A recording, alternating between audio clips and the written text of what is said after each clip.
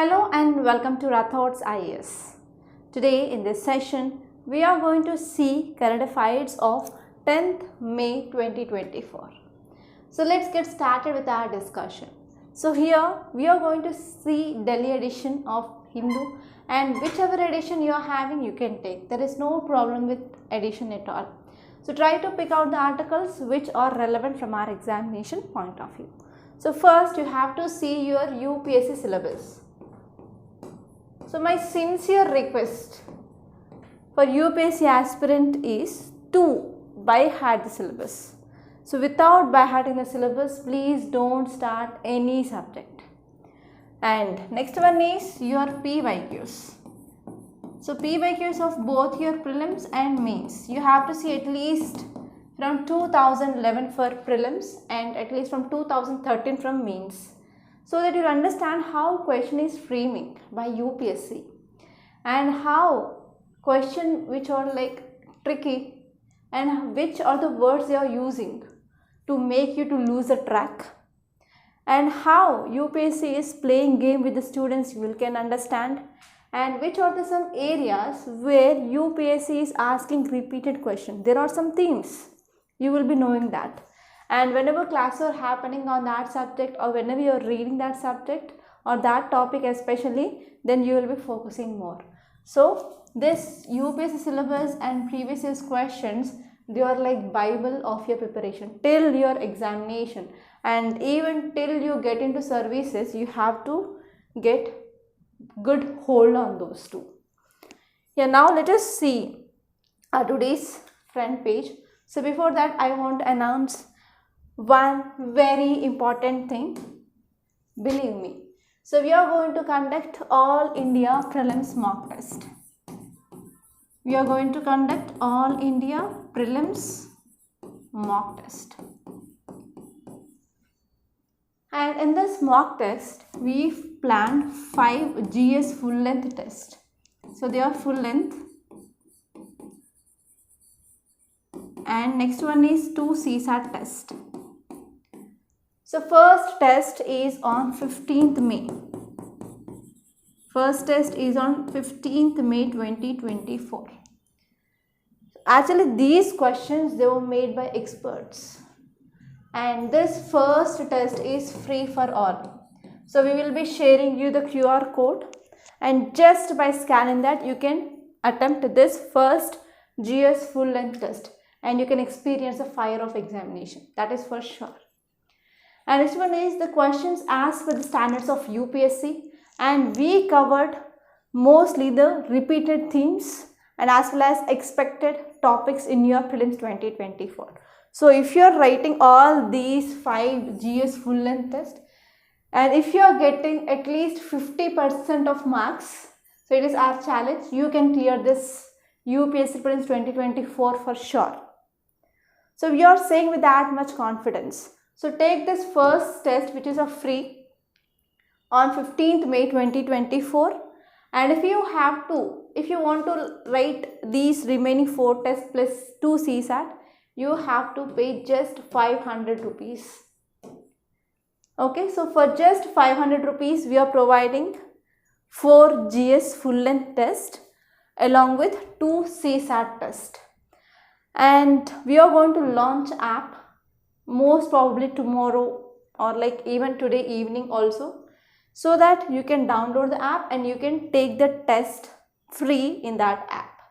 And we will be sharing this QR code in Telegram channel so that you can directly scan that and you can take the test, no problem. But my sincere request is, so these questions are like very high standard and very quality questions, and most important topics are covered here. So here if you take 5 GS full length, 5 into 100, it will be around 500 questions. So 500 questions are covering 500 topics which are very important, and this explanation part is like 1 page. Okay, so the explanation that we are giving is around 1 page. So if you read that, your static syllabus is covered there along with current affairs. So that's what I am saying. So just for 500 rupees you are going to get, or you are going to clear this prelims 2024. Okay, so try to enroll for this course for sure. And apart from that, we are also launching new offline and online live foundation course on 27th May 2024.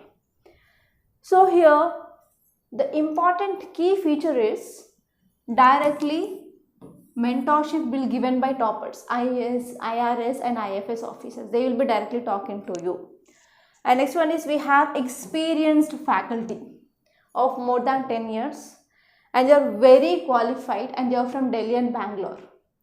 And next one is, so we are focusing on daily mains answer writing on the first day and CSAT will be dealt by IIT faculty. And we are also going to focus on current affairs. So current affairs class will be there on every day in offline batch. And the next one is we are going to provide you comprehensive prelims cum main study material and Delhi team is doing that, and whatever the content we are providing, entire content we are getting from Delhi because we want to maintain standards. And next one is we are also going to conduct interactive sessions with bureaucrats, and we are also going to provide you comprehensive current affairs material daily, weekly and monthly, and regular prelims cum main test series will be there. And one more key special facility that we are providing is on the day of admission itself we are going to provide the schedule of next 1 year what you are going to do and even what are the topics that we are going to discuss on each and every day with the topic wise and the faculty list as well that no one is providing. Yes or no? And if you want to take admission, you can call us or you can come to office. So office is at pillar number 36 Ashok Nagar, exactly opposite Vijaya Medical, 3rd and 4th floor, and I will be available in the office and you can come and you can talk to me directly. And next one is if you want to talk to me on call, you can call me on this number 8074765513, and this mobile is there with me only. If you call directly you can talk to me. And you can also take this online live course. So whatever the thing we are providing on offline classroom, you will be getting access to this online live. So that is through app. And I will be showing you the demonstration of that app soon, like how it will be working, everything. Okay, so that's all. And the fee structure is for your GS, Prelims cum Mains Foundation.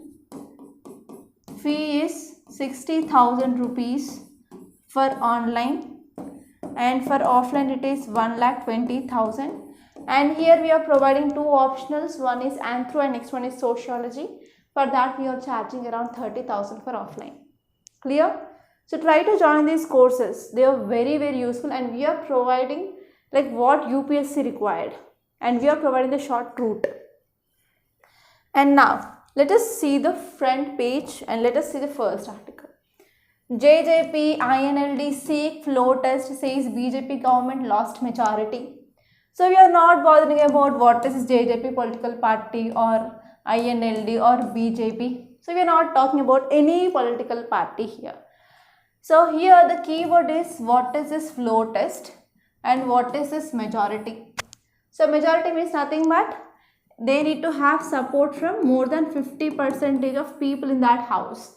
That is the meaning of majority. So lost majority means if they are not having like more than 50%, that is called as losing of majority or losing of majority. Clear? So here the keyword is floor test. And apart from this floor test, if you read this article, there is one more keyword directly which is present in your syllabus of polity. So in this line, I hope you can see, they said that president's rule. Okay, let us go to the dimensions part. So first keyword is floor test.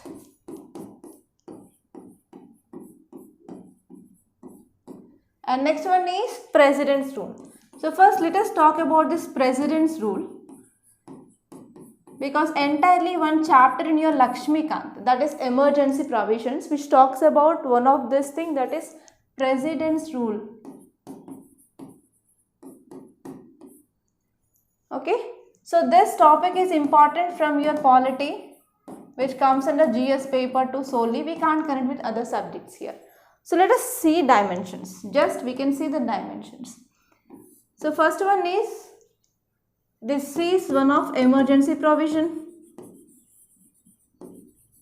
So in this emergency we have three types of emergency. First one is national emergency. Next one is president's rule. This president's rule is also called as state emergency. And next one is financial emergency. And you have to see articles. So national emergency, article 352. And if you add +4 here, that is article 356 talks about president's rule.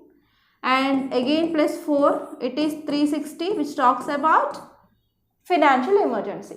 So it is very easy now, right? So article 352, article 356 and article 360 talks about this emergency provisions in India. Clear? And you have to see like who will impose. Okay, who will impose this? And next one is, what are the conditions need to be satisfied to impose president's rule, and what is a tenure, and what is about removal of president's rule. And even in your Lakshmikant, the procedure for imposition of this president's rule is also given detailedly. So you can also go through that procedure. But here we are going to see like why this floor test is related to imposition of president's rule. There is some link. So that link is regarding these conditions. So one condition when here president's rule or state emergency can be imposed is whenever there is losing of majority, whenever this floor test is not passed. So this is the one satisfied criteria or situation where president can impose a state emergency. Okay, so that we have to see. So here there is a chance of getting in your prelims regarding what are the suitable conditions or what is the criteria to be met to impose president's rule. So from that area you can get prelims question. And others like what is the significance and how many times here president's rule imposed, that is important from other like state public service examinations point of view. And now let us come to this keyword, that is floor test. So you have to see some basic facts regarding this floor test. And actually this floor test is seen a lot in this year. So there is a high chance of getting prelims 2024 question from that floor test. And we are going to see like in how many statements the question may be asked in prelims, we are going to see. Okay, so that's it. So now let us see this topic in detail. I hope you understood like how to read this article, right? Yes, now let us see the notes part. So the first topic, it is about floor test and losing of majority and as well as president's rule. So the thing which is given, why it is in news, it is related to political parties. But we are not going to see like which political party, what they did, everything we are not going to see that. It is none of our business. It is not our cup of tea. Always remember this. So actually here, so these so and so political parties, they said or they wrote to governor. Governor is the head of state, right? So they said to governor to seek an immediate floor test and to determine whether the ruling political party in that state, that is state government, is enjoying majority or not. Okay? If they are not enjoying majority, president's rule can be imposed. So that is suggestion which is given by other political parties in that so and so state. Clear? Yes. Now let us see what this floor test is about. So this term which is used to test majority. So whether the political party which is enjoying the majority in the house or not. So to test this majority, we are using this term called as floor test. Clear? So if there are any doubts against Chief Minister of the state, whether he or she can be asked to prove majority in the house.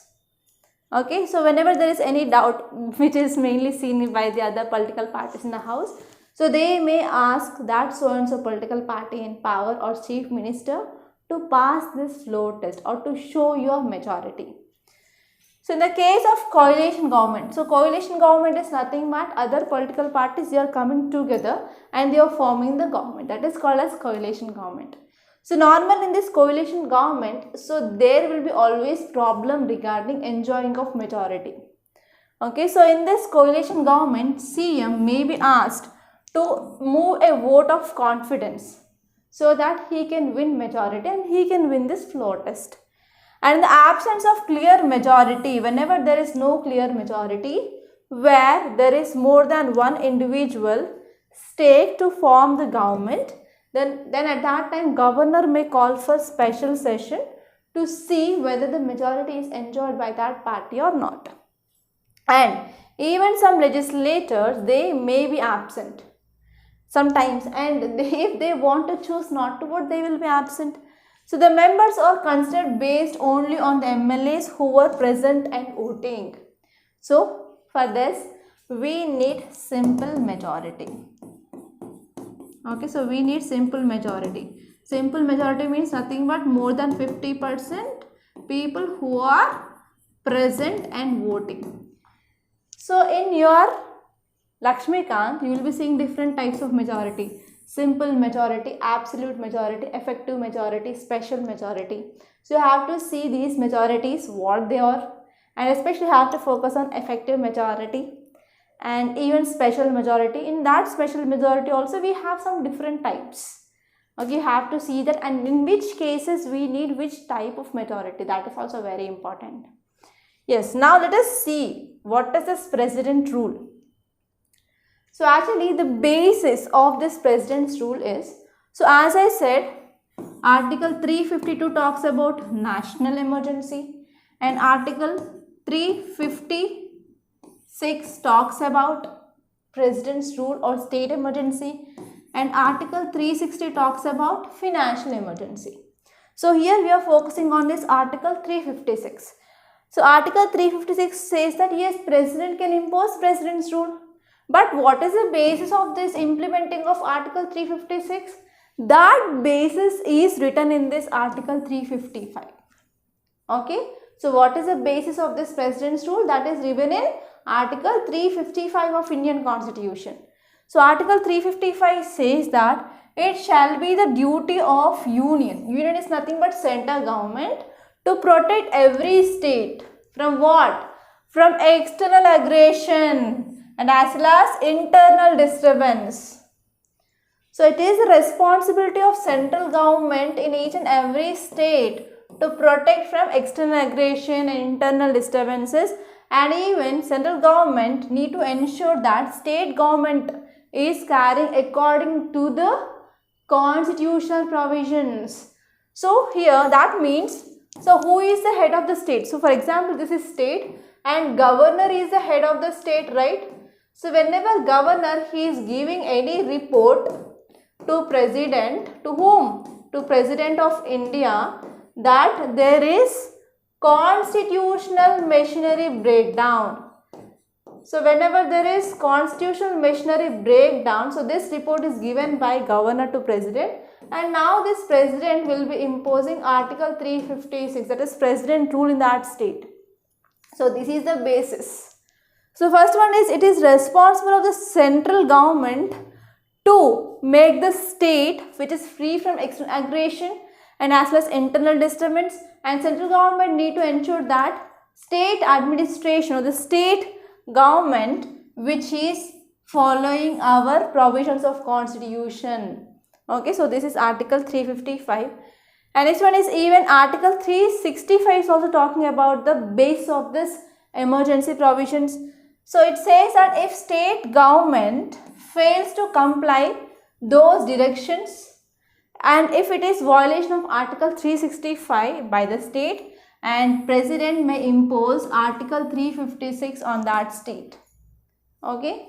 So these are the two important articles which are talking about the basis of imposition of this president's rule. And now let us see what are the some conditions that president has to consider before imposing this rule.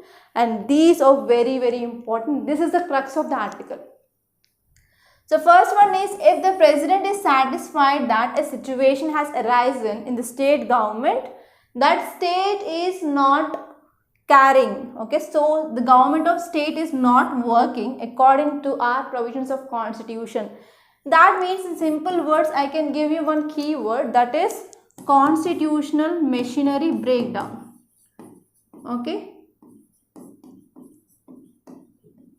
So whenever there is breakdown of constitutional machinery, yes, president he can impose. That is according to Article 355. And next one is the state government, whenever it is unable to elect a leader as chief minister within a time prescribed by governor of state. So if governor of state is giving some time to elect or to make this chief minister, if they are not making, means again president's rule can be imposed. And if there is any breakdown of coalition, coalition means a group of political parties. So whenever this breakdown of coalition, that lead to chief minister now he is not having majority. So if he is having minority, very little support in the house, if chief minister is failing to prove his majority in the house, that means whenever there is no confidence motion has passed, okay, then at that time again governor can say that yes, president, you can impose president's rule. That is also third criteria. And whenever there is loss of majority in the assembly due to vote of no confidence, as I said now, and whenever the elections are postponed on the account of situations like, for example, if there is any natural disaster or war or epidemic, then in that condition also president's rule can be imposed. I hope it is clear, right? Yes, now let us move on to next topic. So this is the front page, and here you can see Supreme Court stopped granting of fresh mining leases renewals in Aravalis. So already we discussed this topic of Aravali mining. Okay, so recently Supreme Court stopped the giving of licenses or permission to go for mining in these Aravali ranges. Okay, so recently FSI report defined Aravalis to include in the hills and uniform 100 meters wide buffer zone around this downside of hills. So because of this, now Supreme Court said that we are not going to give the fresh licenses. So now let us see the dimensions. So this article is talking about Aravali mining. So actually what is the cause of concern is there is increased illegal mining. There is increased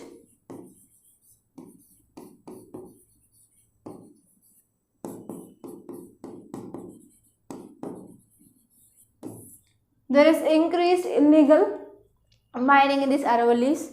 So as you all know that Aravalis, they are old folded mountains in India. And there are number of rivers are flowing here, and which is the highest range or highest mountain, that is Guru Shikhar. And here I want to give you some dimensions where you have to focus, because already we discussed this topic like 3 or 4 days ago.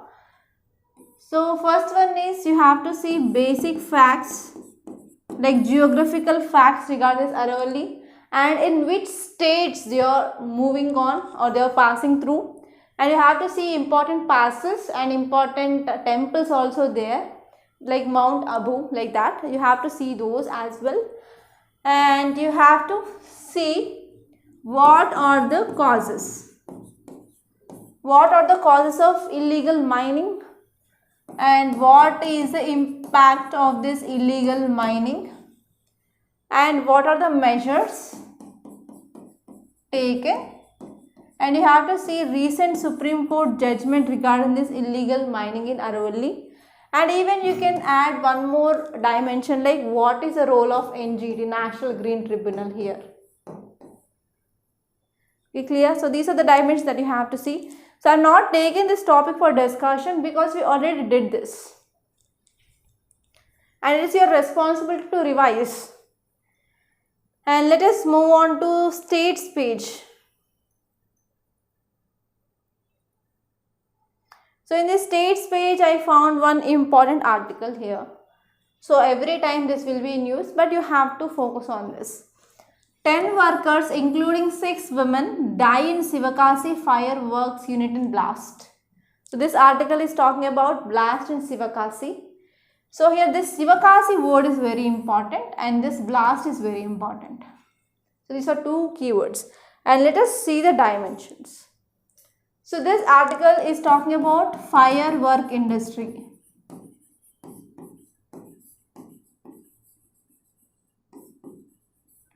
And what happened? Blast happened. So this topic we can read from disaster management, which comes under GS paper 3. And where the place name is Sivakasi. So where it is located? It is famous place in Tamil Nadu for this firework industry. You can see like frequently this place will be in news because of this blast, etc. A number of people they will be dying. So here you have to see what are the causes for this accidents and what are the measures can be taken. And I want to give you one question. Is there any regulatory authority who monitors or which monitors this firework industry or hazardous materials in India? Yes, of course, we have PESO. So there is a chance of getting question regarding this PESO in your prelims. So you have to know some basic facts regarding this PESO. Clear? And these are some dimensions that you have to see, and let us see this article in detail. So why it is in news? 10 workers including 6 women, they were killed in explosion at the fireworks unit in Sivakasi. So in Sivakasi, so 10 workers including 6 women, they were killed, and 13 persons they sustained injuries according to police. So if you see details, it says that the status of firework industry in Tamil Nadu. So first you have to see why this Sivakasi place is very important for this firework industry. So here Tamil Nadu, especially this particular area Sivakasi, which is arid region, and economy of these people who are present in this Sivakasi, they depend on this firework or firecracker industry. And this region which is well known for fireworks capital of our country. And this place which accounts 90% of firework production in India, and it is the second biggest producer of fireworks after China. Because of the sole reason here is because of this Sivakasi itself. Okay, because of Sivakasi region, so India became the second large producer of firecrackers after China in the world. And according to Tamil Nadu Fireworks and Amorous Manufacturers Association, so how many firecracker industries are there? So there are 1085 industries are there in and around the Sivakasi region. And around 8 lakh people, they are directly or indirectly involved in this firecracker works industries or allied industries, even including transport. And even our former Prime Minister Jawaharlal Nehru, he termed this area Sivakasi as mini Japan or little Japan. Okay, so this is about some important things that you have to know. And now let us see what are the challenges in this firecracker industry. It is very important for mains. So first one is there are many illegal units. Okay, so there are many illegal, there is no license even. And next one is there is increased work burden, like people will be working like 8 to 12 hours during festival season, and there is no proper regulation, no proper monitoring, supervision. So it is one important reason for increasing of number of accidents in this area. And the next one here is monitoring normally happens during only festival season, but working or manufacturing of these crackers will be happen throughout the year, but only monitoring will be done during festival seasons. So this is one challenge. And next one is there is also lack of training. So many units they employ workers without training. So because of this there will be mishandling of these crackers. So this mishandling of crackers is one of the important reasons for these accidents. And next one is there is lack of experience. So during this festive season, licensed units, they will give the sublease work to smaller units who are having no experience. So 80% of accidents, they will happen during this process itself. And next one is there is no proper safety norms. So fireworks manufacturing units, they often ignore the safety norms with an intention to increase productivity in a short span of time. And next one is manufacturing will be done sometimes in home also. So because of this, the blast will happen. And next one is there is shortage of manpower. So even PESO, that is Petroleum and Explosive Safety Organization. So this organization will be giving license and regulation, etc. But they are very less manpower. They are having very less manpower. They are short staffed. And there are only 5 officials to monitor them. Okay, more than like 1000 units, only 5 officials. How can they monitor? And next one is even health effects. So due to high chemical usage, so the lungs of the workers, they will be affected, and even sometimes the skin will be also burned. And next, if you see what can be done, what is the way forward? The first one is we have to go for constant monitoring. Yes, constant monitoring is very important. So there is a need of effective monitoring, and even enforcing agencies, they have to take strict actions against violators, and illegal units should be eradicated. So this is the first step that can be done. And next one is periodic inspection is very important. And these units, they have to give employment to skilled workers. And next one is a state level committee can be headed by chief secretary and district level committee. So that can be headed by district collector, so that they will be monitoring the units. And the mixing ratio should be automated to reduce accidents, and also it accounts for majority of accidents. And even responsibility and accountability is also very important. So industries need to be responsible for the providing of safety, environment of working, and even it is responsibility of them to improve the life and as well as standard of living and as well as health of workers. So these can be done. And now I want to give you some details regarding this PESO, because there is a chance of getting question regarding this PESO. So first one is PESO, formerly known as Department of Explosives. Okay, it is known as Department of Explosives. So since its inception in 1898, so actually this PESO, it is working as a nodal agency for regulating safety of hazardous substances. Which are those hazardous substances we have? Like explosives, compressed gases, and petroleum.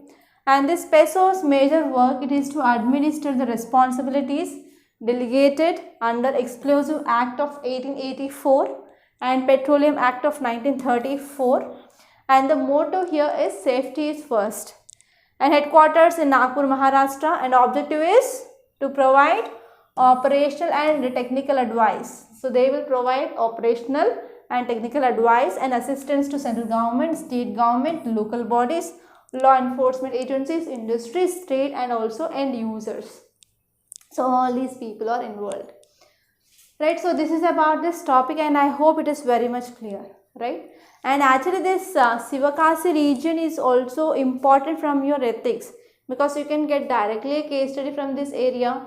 For example, you are district magistrate in that area. What are the steps that you are going to do, take, or else what are the options that you are having, and evaluate each and every option and which option you will be choosing. So like that you can get a question from this so and so Sivakasi region. So please be prepared with that also. Clear? Yeah. Now let us move on to next topic. Okay, let us go to editorial page directly. Yeah, before that there is one article here. You can see, polling booths in forest, NGT seeks Assam government's reply. So here the keyword is NGT, National Green Tribunal. So here what is the issue is, near this protected areas like wildlife sanctuaries and also forest. So here government is going for establishing of schools, polling stations and other construction. So whether it is correct?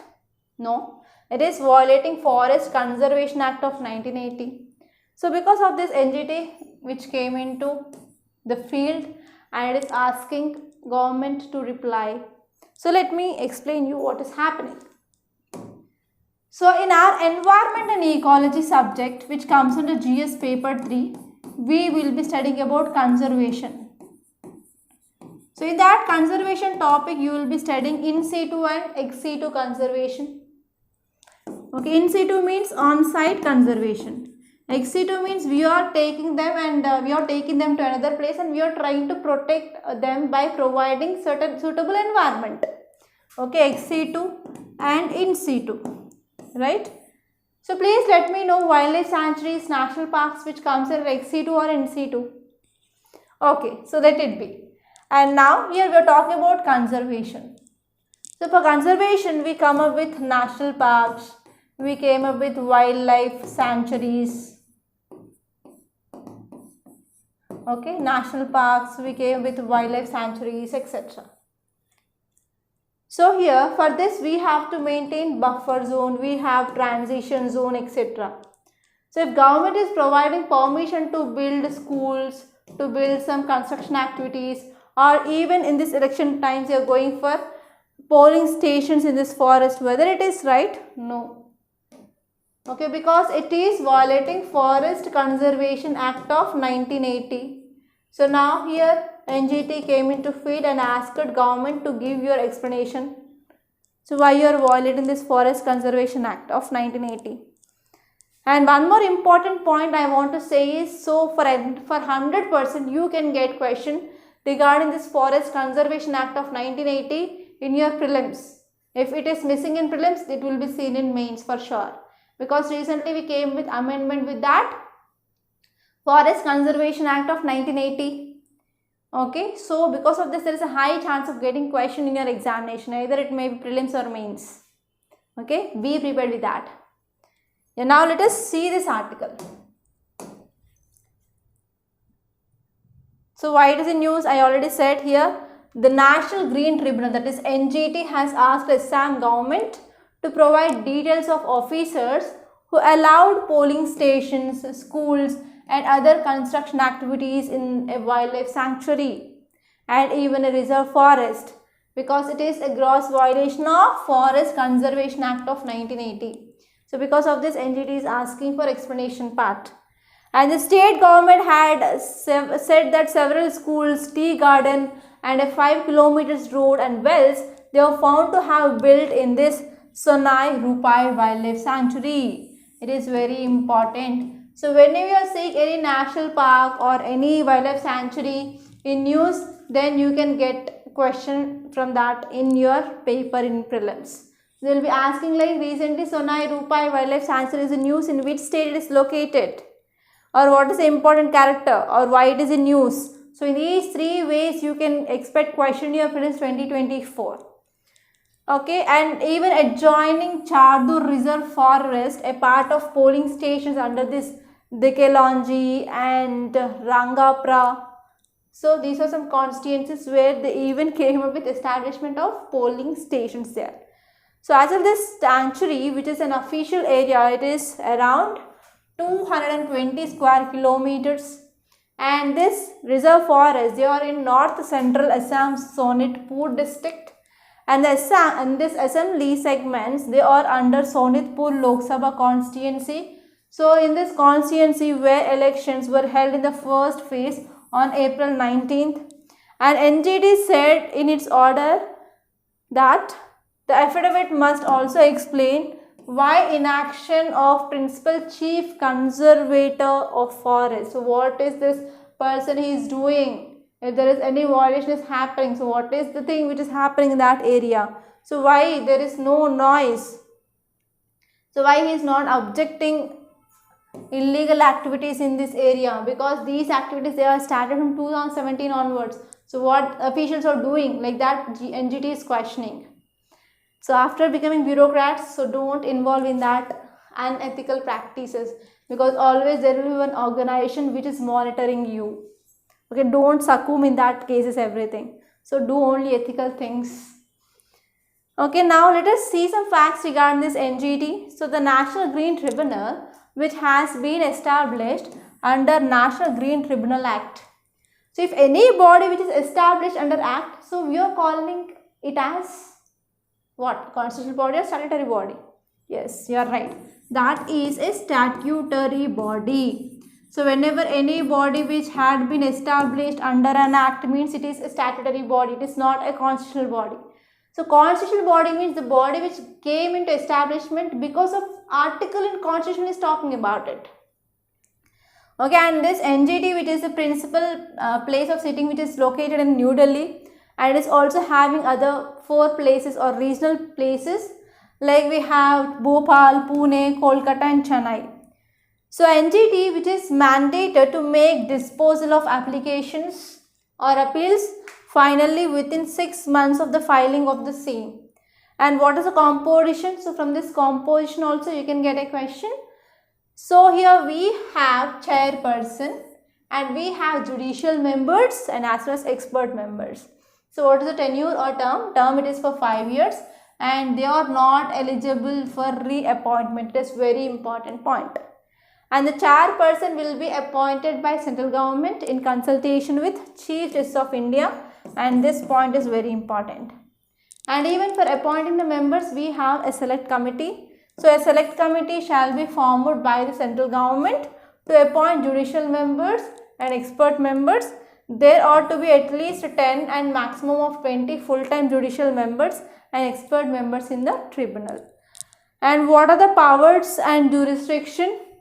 So it is established under effective and expeditious disposal of cases, and these cases are relating to environmental protection and as well as conservation of forest and even other natural resources, and it has appellate jurisdiction to hear appeals as a court, and the tribunal is not bound by the procedure laid down under this Code of Civil Procedure 1908.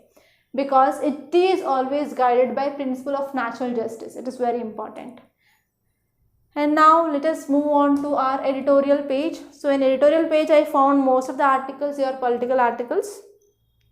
So only let us focus on articles which are important from our examination point of view. And today is Friday, so we got this Spotlight and Metro Plus. They are not important. Leave them simply. Yes, this is our editorial page and this article is important. So it is talking about generative AI, and this article which is talking about cyber attacks, especially it is talking about challenges of this generative AI. So why? Because recently last year one incident of a mother, and actually she received call from kidnappers. They said that they kidnapped her daughter, like that. And entirely it raised alarm in this US Senate about the detrimental impact of artificial intelligence. So because of this article said about what are the challenges of this generative AI, that we are going to focus now. And this topic is important from both your mains and prelims, okay? So you have to know what is this generative AI. So I will tell you like simple basic definition of this generative AI. So try to understand this.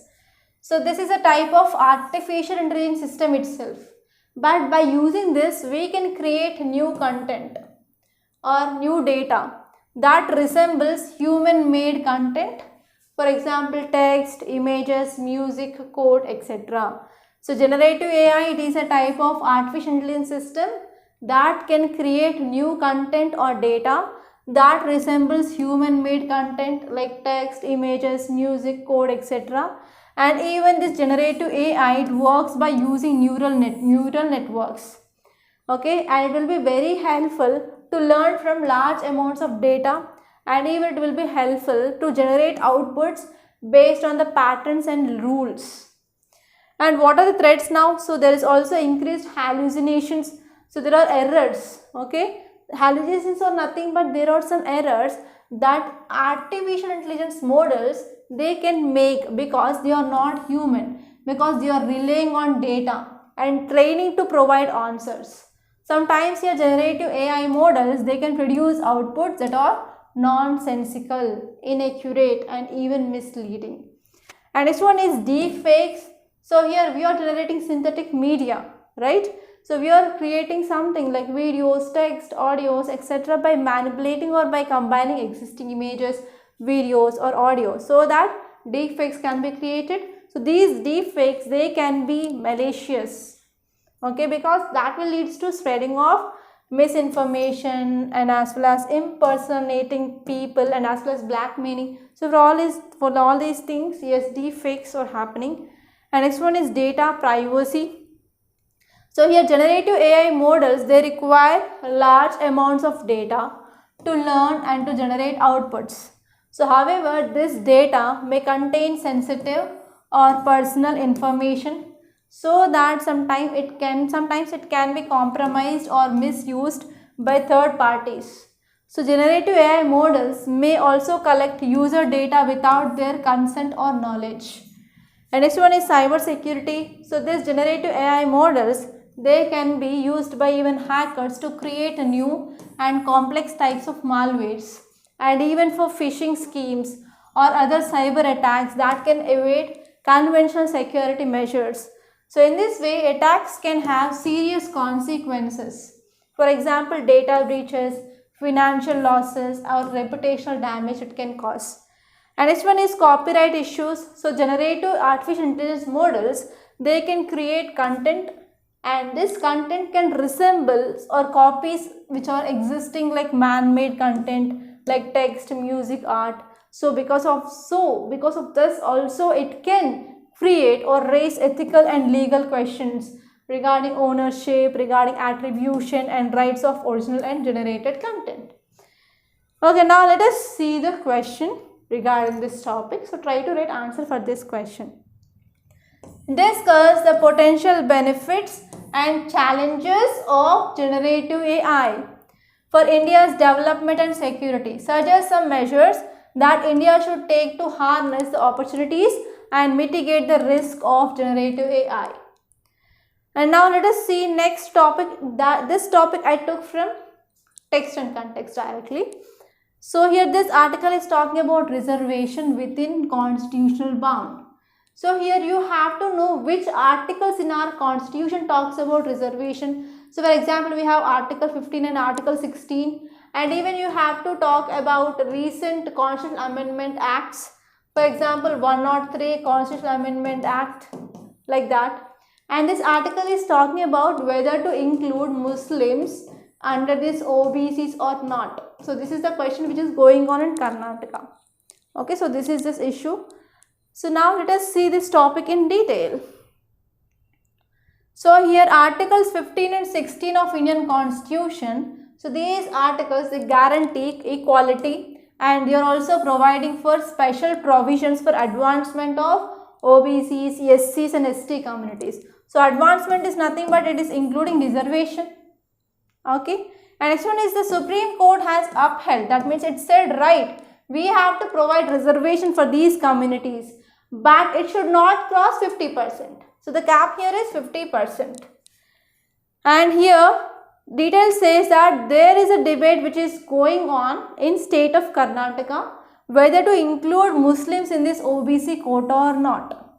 While there are some people who are arguing that it is in line with constitutional aim because Constitution is saying that we have to provide social justice, and others they are opposing it because citing historical opposition to reservation solely based on religion. So solely based on religions we should not give reservation.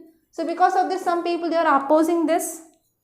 And next one here is there are some suggestions like subcategorization we can do, or we can address the concentration of reservation benefits, and even we can extend the reservation to Dalit, Christians and Muslims, and we can also deliberately increase the reservation limit beyond 50%. So these are the measures. So what are the measures we are taking? So we have to ensure that we are promoting social justice and we are maintaining equality because these are guaranteed in our constitution. Clear? And next topic it is about why did Interpol issue blue corner notice? So the keyword is blue notice by Interpol. So lots of times red notice, orange notice, purple notice is seen in news. So there is a high chance of getting question regarding the notices of Interpol. Either they will be giving consider the following statements and they will give you the pair. Blue notice what? Purple notice what? Like that. And they will be asking you like identify correct pairs or incorrect pairs. Yes. So this is very important. And if you see the context, it says that Prajwal Revanna, who is sitting MP and grandson of former Prime Minister Deve Gowda. So actually this person has been accused of sexual abuse.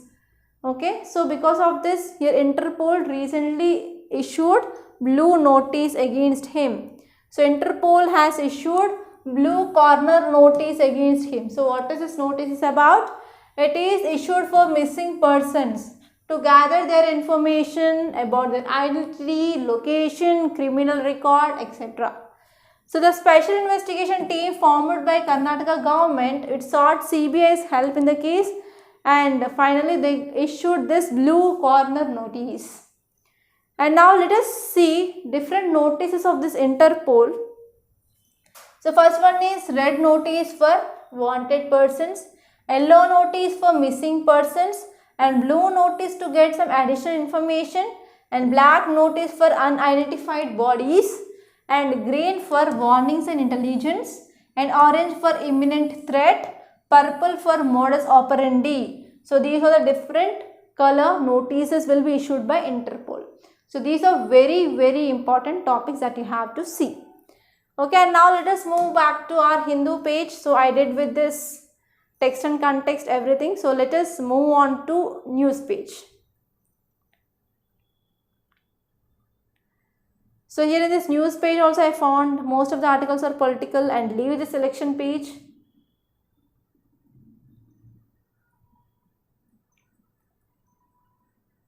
So in this business page also I found nothing.